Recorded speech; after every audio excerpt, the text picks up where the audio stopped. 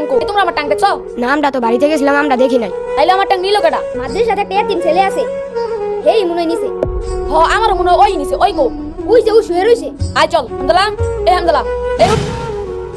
তোরাই স্যার কি হবে স্যার? আরে রাখ তো কি রকম আমার টাঙ্কো সই বা আমি তো তোর টাঙ্গের খবর জানি না। তুই জানিস না মানে এই মাদ্রাসা ছিল বন্ধ, একমাত্র তুই আসলি, তুই নিছিস আমার টাং। সত্যি কথা আমি তোর টাঙ্গের খবর জানি না। ও বুঝছি টাং নিয়ে তুই বাচ্চাস হুজুরটা বিচার দিল হুজুর কো ওই যে হুজুরও নাই আবু। আসসালামু আলাইকুম। ওয়ালাইকুম আসসালাম।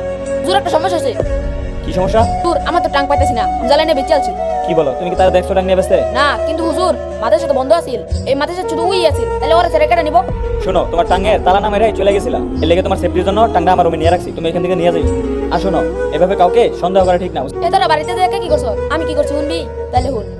শহীদ, হ্যাঁ তোমার আম্মা পিঠা বানাইছে, তাড়াতাড়ি খাবার লেগে রাখতেছে। পিঠা বানাইছে? আচ্ছা তুমি যাও, আমি আইতাছি। আরে না না, খাইতে বাজার যাবো, তাড়াতাড়ি আইও। বাজারও কি রে? বাজার হইছে, তুমি জুতার কথা কইছিলা না, আর শীতের কাপড় কিনে দিমু, তাড়াতাড়ি আইও। খারাপ আইতাছি। এ তোরা থাক, আমি বাজারে যাবো, আমার পিঠা বানাইছে পিঠা খাম। দেখছো আমি কত মজা করছি। হামজালা তুই দিয়ে দিম, তোর তো বাড়ি নাই, তোর আঙ্গুর বাইত নিয়ে যাওয়া উচিত আছিল রে। আচ্ছা সামনে ছুটিতে তোর আঙ্গুর বাইত লই যাম।